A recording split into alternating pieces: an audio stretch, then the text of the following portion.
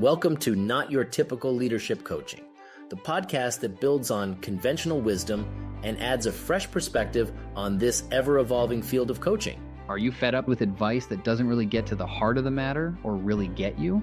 Whether you're a reluctant or seasoned leader, this podcast is for you. Embark on a journey of actionable insights, harness untapped potential, and learn to develop a mindset that will transform you permanently. Not Your Typical Leadership Coaching, where we shatter boundaries and awaken the confident and compassionate leader within.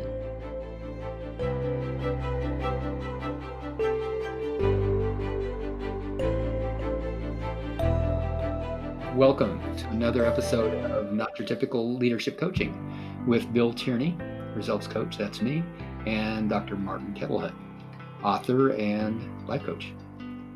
Today, we're going to be talking about capacity. Marty sent out this brilliant email this morning, and I read it, Marty, and I thought, that's what we need to be talking about today. Would you kind of set this up for us? Well, the email was it's in a series on the connection between productivity and profit. It's not automatic, right? You could be very busy and it not making you any money, for example, right? There are lots of other permutations, but that's the main one we want to avoid. So the first article in this series was about how you can't do it alone. You want to expand your capacity, you need others, right? You can only do as much as you can do, and you can maybe increase that a little bit, but to really scale your profitability, you need others, right? Yeah. And so that was the first one. And now I'm looking at today's was about how if you're not taking care of your well-being, right? If you're grinding away late at night to get all this productivity done and it's killing you literally, then that's not a good formula. It's not sustainable. There's probably, mistakes in the work because of that, and etc. So I end with these 5 questions to consider, which let me bring them up. So you want to always be in clarity around these questions. What's the healthiest integration of work, play, and rest, right?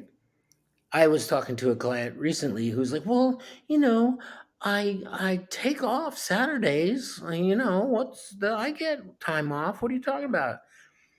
It's not about some absolute number, like taking a day is what you need to do. It's what is the healthiest integration of work and play and rest, right? Like really look at what serves, like if I don't play the piano or play soccer or do other playful things, then my mind becomes really, it's sort of dry. It's all business, it's all numbers, it's all getting stuff done. So we're not just talking about rejuvenating, we're also talking about integrating. The second question is what are the signs that you're at capacity? I mean, it's good to know, what is going to signal you to know, like, you know what, I should probably back away from any more business talk for an hour. I should probably go meditate or have a cup of coffee or do something. What are the signs? You need to know what those are so that you can catch them in yourself. How to best restore capacity when it's depleted. You don't just go, oh, I'm depleted and keep going. You gotta know what's the best way for you to restore your capacity, right? To give you back your full self. How to increase your capacity. Now, you might not be interested in that, but a 25-year-old is, I am. And lastly, how are you contributing to the health of the community and environment which give you your life? If you're not, if you're pumping pollution out of your proverbial factory, right, and choking off the life around you, then it's going to choke you off too. So we have to keep that circuit healthy. So those were the 5 questions. So what do you think? Well, I thought it was funny that when I sent you those 5 questions in an email this morning after reading your email, you emailed back and said, Bill, I love these questions. Of course you do. You wrote them. I love them too. And I'd like to kind of walk through each one of them and spend a little bit of time on each. Great. This podcast episode, we typically try to keep these at around between 30 to 40 minutes. So if we're at about the 5-minute mark now, and there are 5 questions here. So if we were to take, let's just say somewhere in the ballpark of 5-6 minutes each with each question, I'm not going to be rigid about that. I'm just going to suggest that we kind of watch time on this and spend 5, 6, 7 minutes with each one, and that should fill up our time really well. And who knows where we'll go with this? We may get so caught up on one of them we don't want to move on past when we hit the 5, 6, 7 minute mark, and then we might just have to come back and do a part 2. So that's what I propose. What do you think? That's great. Yep. Okay. Shall we just go in the order that you have them written? Yeah. All right. Well, let's start this way. Another agreement I'll make with you, if it sounds good to you, is let me take the first question and ask you. You take the second question and ask me. We'll just keep going back and forth that way. How's that sound? Sounds great. All right. So here's the first question, Marty. And some brilliant guy wrote this. What is the healthiest integration of work, play, and rest for you? Mm-hmm.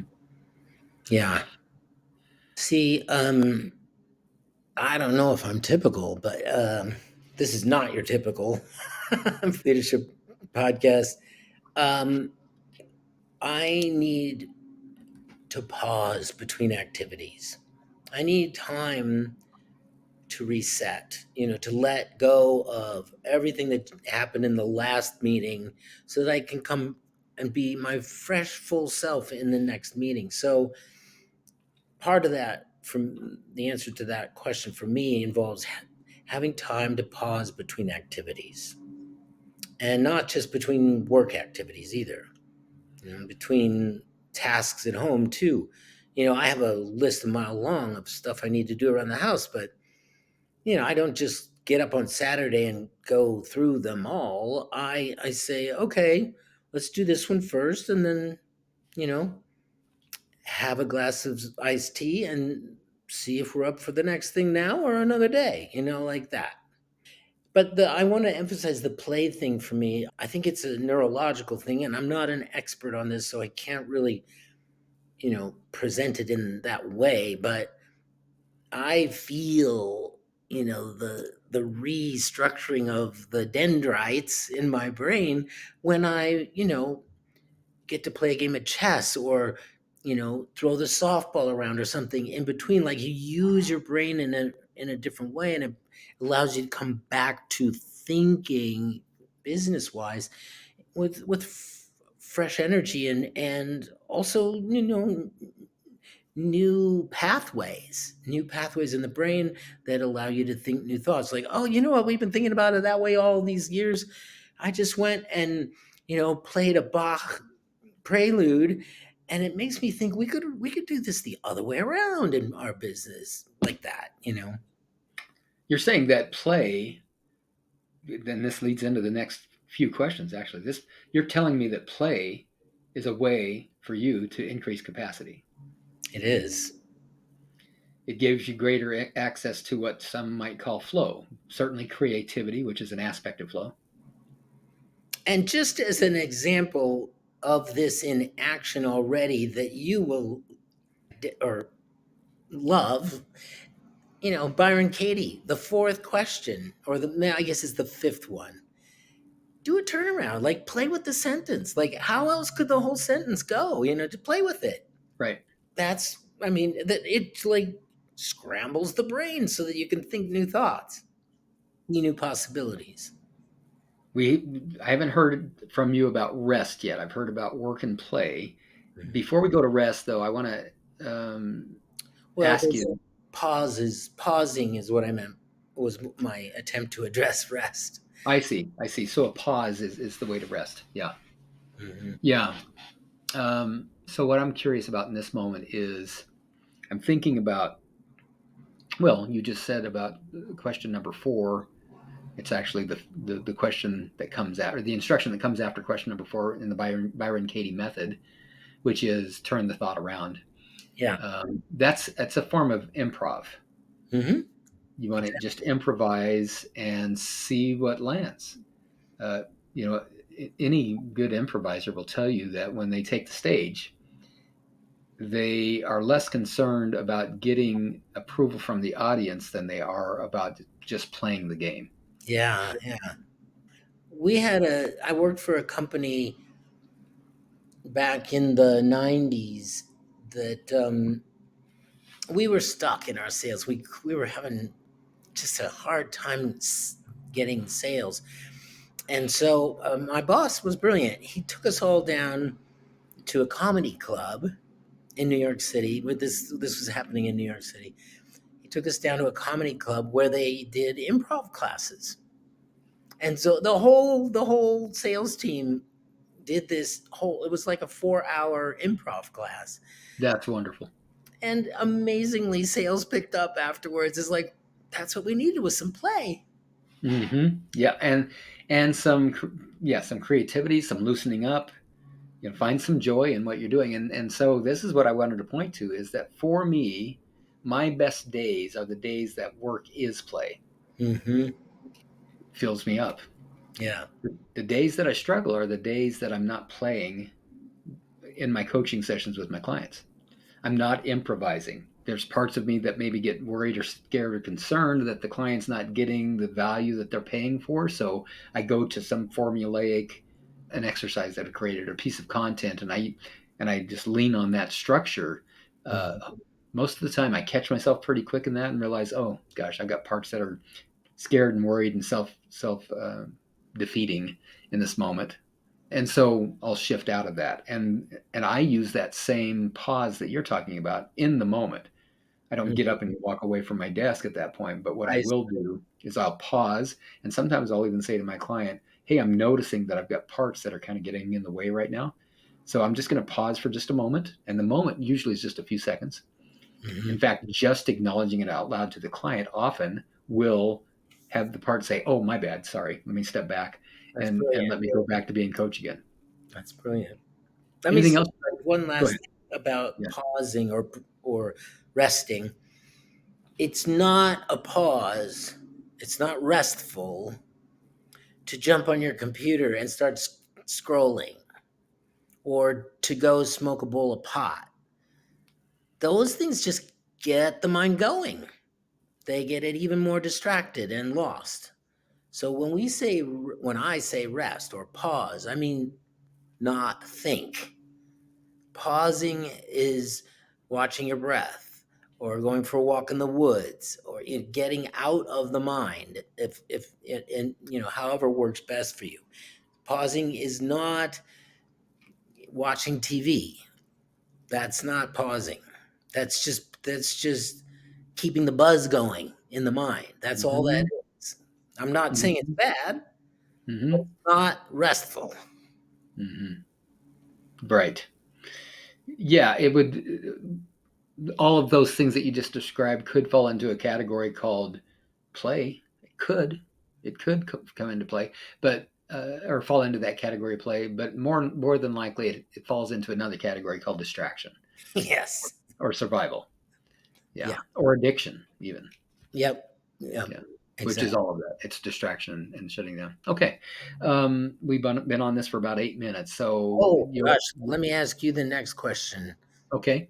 which is, how do you recognize that you are at capacity and need to do something about it? How do you recognize it? Yeah, for me, when I notice that I am efforting, it's not possible to both effort and be in the flow. When I'm efforting, I'm not in the flow. And one of the things that will take me out of the flow is that I'm maxed out. I'm using up the capacity that I have. It's Hmm. just my sign that I need to pause. I need to take a break. And for me, often on my busy coaching days, for example, sometimes my sessions will run 15 minutes apart. One session ends, 15 minutes later I have another one. Mm-hmm. I know other coaches that don't take the break in between. They'll just go from one session to the other without a break. I don't know how they do it. But for me, I need to get up out of my chair, get my eyes off the screen. I do all my coaching on the screen. There's fatigue, visual fatigue from looking at the screen all day long. I do a lot of note taking and typing during my sessions, so there's fatigue with my hands and my wrist, and just the intensity really of taking the notes, being present, and after each session, I really need to get up and walk away. Just walk out of this space, go And how out. do you know that? What are the I signs? know that because if I don't do that in the next session, Mm-hmm. sometimes I get sleepy. Sometimes I have a really hard time staying present with the client. And it's not about the client, it's about me and my capacity. What if I said, look, they make Monster drink for that? Oh, well, uh, I don't know if I ever could do that. I took a drive from Spokane, Washington to Joplin, Missouri. This has been 15 years ago. And I thought my mom was dying and I wanted to get there before she died. Mm-hmm. So I decided I was just going to drive straight through. And I did the math and it was going to take 29 hours to get there. So I thought I can do this. I've stayed awake for 29 hours at a time. Not often. It's been a long time. But I think so I'll pick up some 5 minute, what do you call that? Anyhow, I picked up a 4 pack of those. And I have never felt so sick in my life as the way those drinks made my body feel. There Mm-hmm. was this really high state of artificial agitation and energy. Just like I felt so out of control with how driven I was.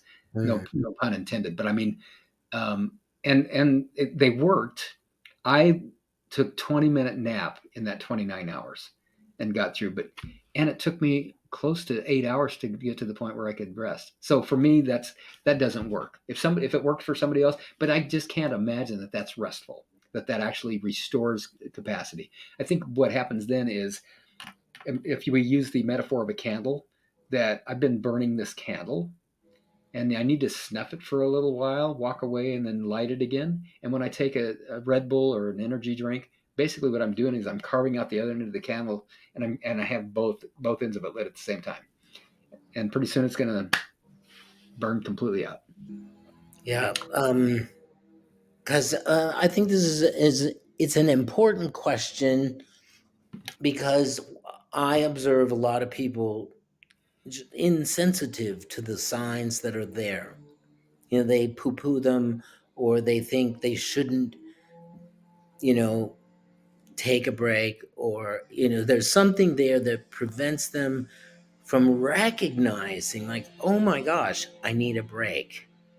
And Mm-hmm. it's push through, artificially or somehow, or just let your performance go down for the sake of being in that at that desk from 9 to 5. I see people working way beyond their capacity. We've become desensitized to our own needs. There is a book that really helped me with this long before I discovered IFS, and it's called "Manage Your Energy, Not Your Time." That may Mm, actually be. Oh, so the book is called "The Power of Full Engagement" by Tony Schwartz, and he also wrote an article called "Manage Your Energy, Not Your Time." But the whole idea is, I think that what he was asserting was that you shouldn't ever do anything consistently and constantly without a break for more than 45 minutes. And mm, then just get up, go do something, make it a routine. If you're working in an office building, take the elevator down to the next floor and come back up again through the mhm. stairs or something like that. And then go back to work. And just a 5 minute pause, like run to the restroom, get a drink of water. A 5 minute pause like that will give you the rest that you need to be restored. You asked about how do I know that I'm out of capacity, by the way. There's far more than just that I can't be present or that I get sleepy. I also get irritable, Mhm. and I also lose my creativity. Often I love to write. And later in the day, when I've already had several different coaching sessions and now I've got, let's say, an hour break between sessions, I think, oh, good, now I get to do some writing. And so I'll go to write and I realize, oh, huh, I got nothing to say here. I'm not inspired. Seth Godin talks about this. And what is the name of that book? The War of Art. Yeah. He talks about it too. That he says you can't just wait to be inspired before you write. You put it on your clock and you sit down and you whatever it is, 9 o'clock, you're at your desk and you're writing. But what and I don't know if in that book he accounts for this or not, but when we are out of capacity to continue to push, and I've tried this, when I continue to push and make myself write when I don't have the capacity, and if I don't take a break, my writing's not very good at all. Yeah. Not, and I come back and I have to rewrite the whole thing anyhow. So Mm-hmm. those are some other ways that it shows up. Mm-hmm. You ready for the next question? Sure. I had it in front of me and then I went looking for that article. Let's see if I can find there they are. So the next question is how to best restore capacity when it's depleted. How Mm-hmm. can you best restore capacity when you notice it's depleted? Well, we've talked a lot, or some, I should say, about the thinking behind restoring it is get out of your head, because that's where all of the stress is. Then it goes into the body, when you hold on to it for a longer time. But so I'm inclined to, say some of the things that work for me, um, given that principle, that what you want to do is take a break from your thoughts, right? Something that either quiets the mind, which that it could take focus. It takes focus to get your mind off of your thoughts, to get it to just stay on the breath for 10 minutes. That takes focus, but that's why it works, right? But I one of the reasons why I live where I do is so that I can go hiking in the mountains easily. I can get there quickly, and I'm in the forest, and there's nothing there. There's no screens. There's nobody talking. There are no print, to read. It's just trees and moss and rocks and blue sky. And so my mind gets to rest. I mean, for the first couple of minutes, I'm still going, rah, rah, rah, rah, rah, but it doesn't take long for me to just be present to the beauty of nature. So for me, that's a good way to restore capacity, is to get out of my mind by meditating or being in nature. What would you say to that question? I think a good night's rest really, really is valuable for restoring capacity. Mm-hmm. Recognizing my limits when I'm out of capacity, being able to assert myself and say no to requests and demands, whether they're coming from other people or from me, and then taking that break and taking that pause and resting, and then interestingly, uh, I have had days where at the end of the day I'm just done. I'm exhausted and I haven't had dinner yet, and I want to just sit on the couch and I want to do the death scroll. I just want to be going through shorts and videos and checking this and checking that and looking at this and looking at that, and it just it can eat up the next hour until I'm ready to fix something to eat or until Kathy's fixed something to eat. On those days and today's a good example of it, where when I get off work today, whether I'm exhausted or not, it's my intention to go outside and work on the lawn. Uh-huh. And it doesn't matter how I feel, how depleted I feel in my capacity, guaranteed getting outside and doing some of that kind of work, getting my hands dirty, getting Mm-hmm. some moving my body Mm-hmm. completely restores my capacity. I could do that, come in, have dinner, and then if I wanted to spend an hour or two on writing my book, I could do that. I'd have the capacity restored. Interesting, huh? Well, yes, and it reminds me, sometimes just these so the ways that I've suggested so far aren't enough. What I need really to restore capacity is a transformative conversation. Oh, To really restore my capacity, sometimes I need to call up a colleague like you and say, "I'm pissed off. Help me get back to myself," right? Or whatever whatever the case might be, and that is enormously restorative. You know, you're pointing to something important. I haven't talked about this in this way for a while. I think I interrupted you. Did you have, no, did you it's have, okay. That's all okay. right. Um, I talk about this 5-gallon bucket that represents how much capacity we have. Very quickly, the idea is that we're issued an empty 5-gallon bucket at birth, and what it's for is to hold everything that life hands us throughout a day. The ideal is that by the end of the day, the bucket's empty again, because we've learned how to let go of things that come passing by every day. Mm-hmm. Someone says something that hurts my feelings, I do whatever I need to do to be complete with that, to not have an incompletion, to not have an unresolved issue that stays in the bucket. I have a disappointment, it gets stuck in my bucket. I need to let go of that disappointment, and so I can move on and to whatever's present next. Mm-hmm. Um, there's another bucket analogy that ties in as well, though. Mm-hmm. If we reverse that and say the bucket is full of capacity, and you have a scooper that you use to scoop out some capacity to use for whatever you're challenged by. Mm-hmm. Imagine now somebody has punched a bunch of holes in that bucket. All of that capacity is going to be gone very, very quickly. Yeah. So throughout the day, many things can happen to punch a hole in the bucket, Yeah. and such as a misunderstanding, Mm-hmm. uh, a miscommunication, an incompletion, a rupture in a relationship, Or and just those will yes, not buzzing you and leaving the package on the front. I'm just making it. well, irritations like that too, Yeah, right? yeah, yeah. Mm-hmm. Right? Expectations that aren't met, either Yeah. by ourselves or by others.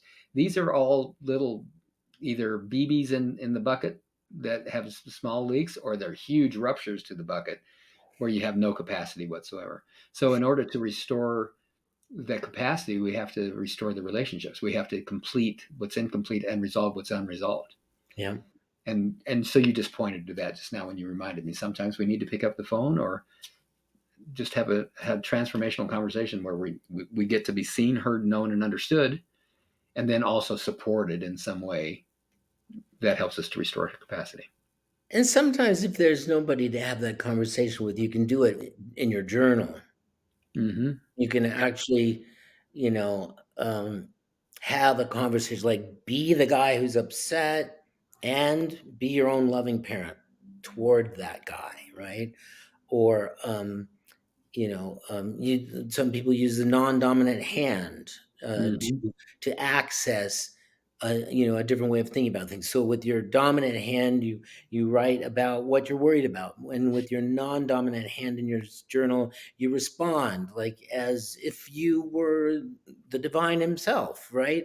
And so journaling is another way, and sometimes it just takes a cathartic scream in the woods, or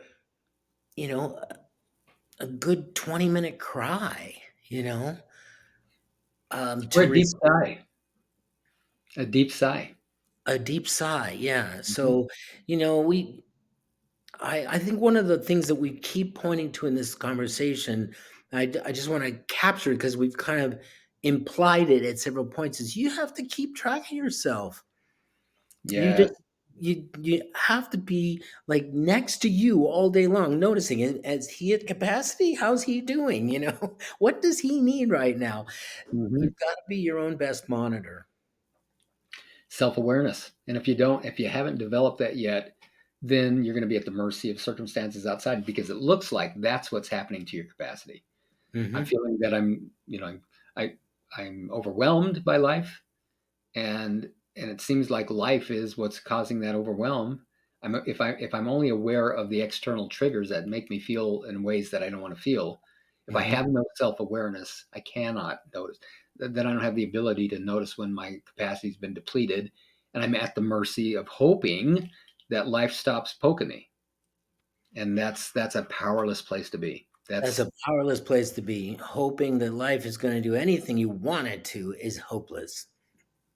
And I lived that way for, 45 years, closer to 50 years maybe.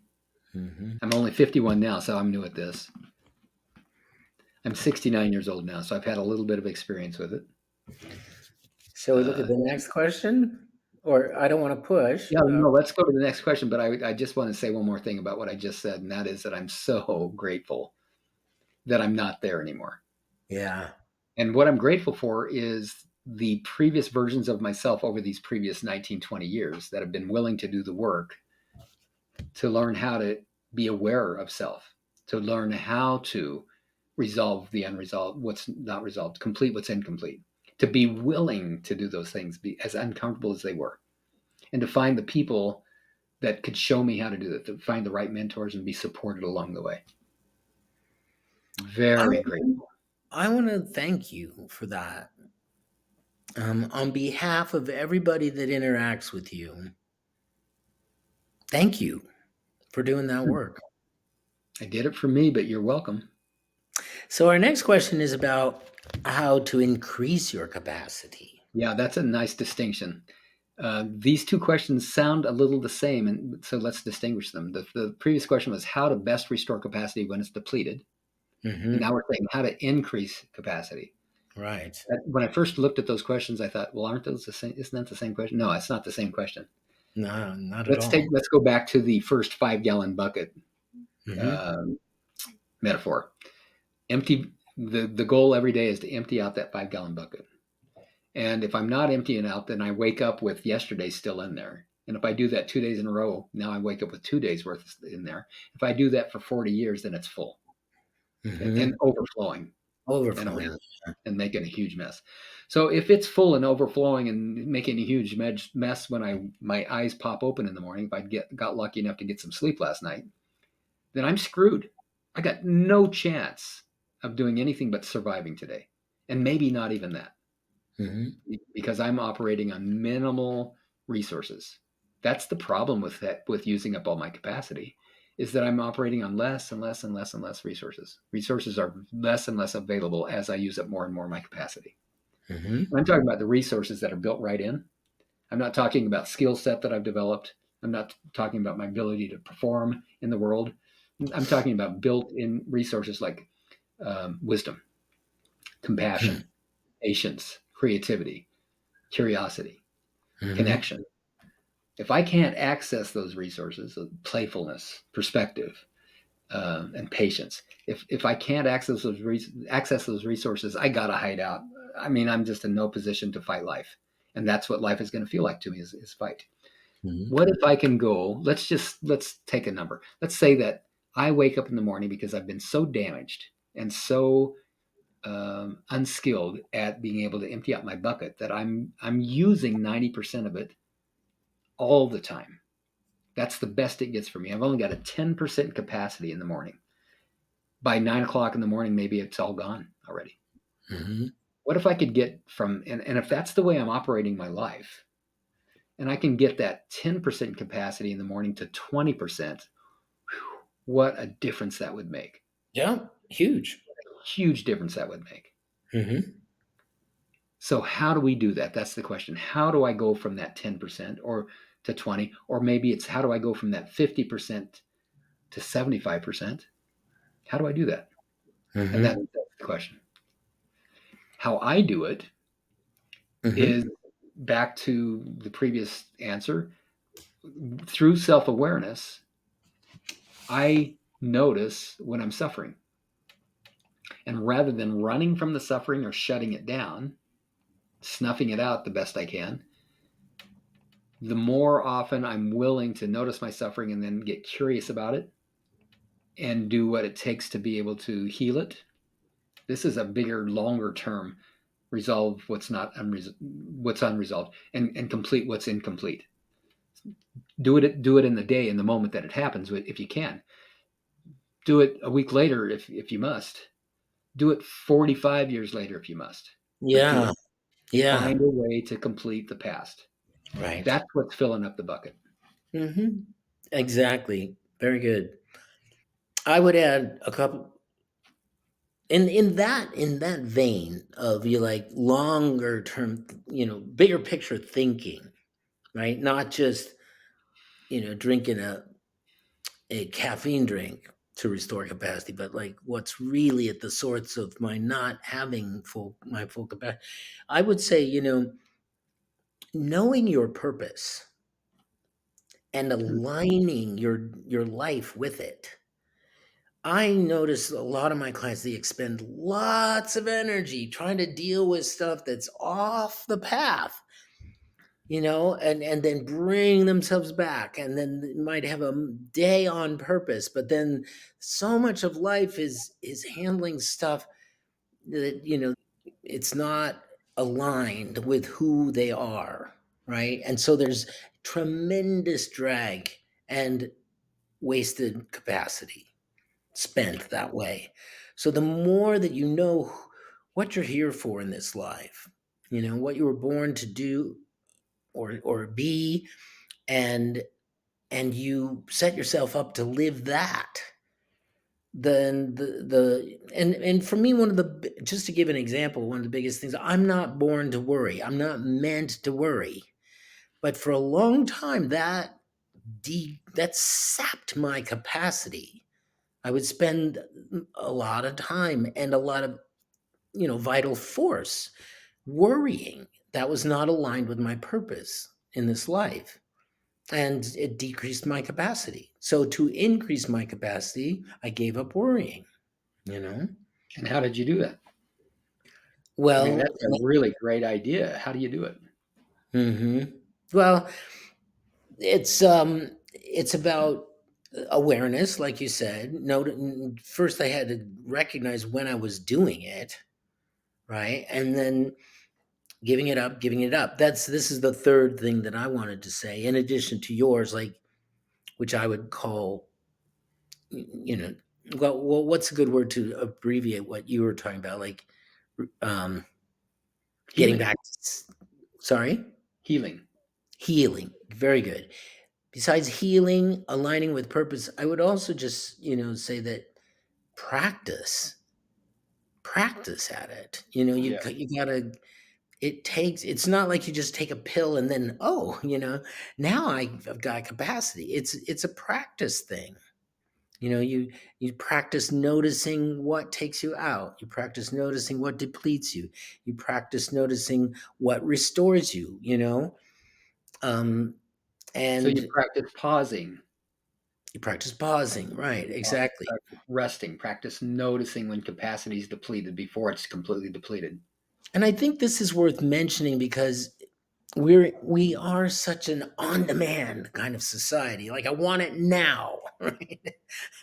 And increasing your capacity it takes practice. It's like learning to play the tuba, or tennis. You don't just step onto the field and take the magic pill and you're perfect at it. It takes practice, and I find more and more people are, I think, if you look at even from one generation to the next, the patience with practice, the willingness to have a day where you worked your ass off and it didn't produce any results, but it was good practice, and to Hmm. appreciate that, I think that's something we're losing. Really great thought and metaphor too. Spend all day practicing. You don't produce results that are measurable. If you're on a football team, you spend days and days and days and days and days and days practicing before the first scrimmage, and then finally, when there's a game where things can be measured. Yeah, yeah, really good practice. Mhm. Last one is, how are we contributing to the health of the community and environment from which we live? And I think that's your question again. Well, you want to go first on this one? I'm not sure that I have an instant answer for that. I'm still a little bit hung up on a cartoon that's in my mind. Mhm. So I've been Well, around. Let me just get this off my mind so I can really listen and be present for this. sure. When I'm old enough to remember when microwaves were first invented. So I can imagine somebody watching this or listening to this podcast and say, Jesus, how old is he? Well, I'm old enough to remember when, and I don't know when that was. Was it the 70s or 80s? I don't know.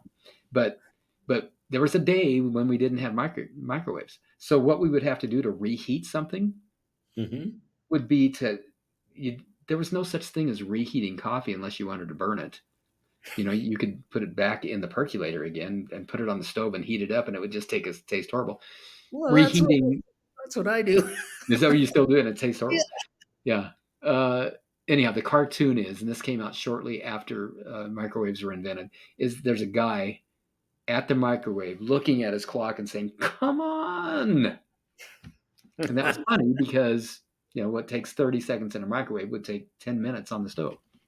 See, and that's also an example of practice. Like if Mhm. you're practiced at waiting for it to heat up on the stove, then the microwave is always faster. But we're Mhm. practiced at getting it immediately, and so we have no capacity for waiting. Right. Right. But I like that. So repeat the question again. The Oh, question is, how are we yeah. contributing? I'll just ask you personally. How are you contributing to the health of the community and environment from which you live? Right. You got to think like you're like a tree growing in the ground, and if that ground, if you're polluting that very ground, you're killing yourself. Same thing, Mhm. if you come home and you kick the dog and yell at your wife, you just sullied your support system. Mhm. Like we have to pay attention to that. We don't we're so individualistic in our thinking, like it's me against the world, and we don't stop to notice like no, you're connected to nature, you're connected to other people, and if you're ruining those things that give you life, you're ruining yourself. So fostering your relationships and nurturing your environment are absolutely they should have been question number one. This is not a secondary thought, this is primary. Thank you for that. What it made me think of was when you paused, and I just threw in how grateful I was feeling about previous versions of myself, as recent as yesterday, that Hmm. have done the work required in order for me to know how to resolve what was unresolved and complete what was incomplete, to heal, in other words. And you said, "Thank you." And my response was, "Well, I did it for myself, but you're welcome." And that's true. But in terms of this question, in the context of this question, how am I contributing to the health of the community and the environment from which I live? Because I have and will continue to do the work that I need to do to heal myself from is still stuck in my bucket. Who I show up as in the world invites others to do the same. And one of the things that we talk about in the internal family systems model, for those of us that are enthusiasts and practicing it all the time and talking about it as if we're in a cult, is that we talk about how self attracts self and parts attract parts. And what that means is when our burden parts are activated, they are going to invite your burden parts to react. But if in no matter what the situation is, if I'm showing up as more self-led, in other words, in my essence with access to all of those innate resources I spoke about earlier, then Hmm. that's going to invite those out of you as well, and give you the opportunity to experience yourself as that fully resourced wise adult that you actually are, That's rather brilliant. than That rather is than so brilliant. Yes. rather than the burdened child adaptability, the maladaptive child reactions that they otherwise are going to react with. Hmm.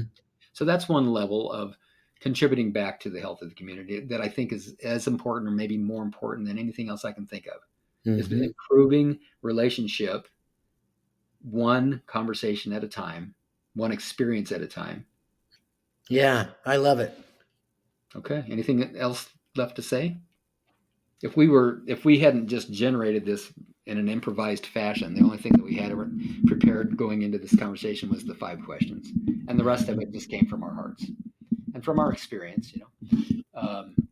And if we were if we had practiced and rehearsed this and had an agenda about it, we might have a sweet little way to summarize everything that we've just talked about. But I don't have that. Do you? No, I don't. But I would just, I guess, just in closing, I would say that this is, we have expanded our capacities. If you look at the difference between the way we live and the way like somebody in Sweden lives, or the way somebody in the Aborigine of Australia lives, like you could see how these three different peoples have been increasing their capacities in certain ways. Mm-hmm. And it's just ultimately, I want to go back to the awareness piece, that we need to be aware, like, are we expanding in the way we want to expand? Is this serving us? And if not, what changes do we need to make? Mm-hmm. Mm-hmm. Great way to wrap it up. Marty, great conversation. I've really enjoyed it. Thanks again. Thank you. Until next episode. That concludes another episode of Not Your Typical Leadership Coaching. We hope you found inspiration and valuable insights to fuel your leadership journey. Remember, true leadership is not about you. It's about empowering others. Take your insights to heart and cultivate a leadership mindset that will transform you from within. Thank you for joining us on this quest to leadership excellence. Don't forget to subscribe and stay tuned for our upcoming episodes where we delve deeper into the art of leadership. Until next time, remember that you have the power to lead with confidence and compassion from the inside out.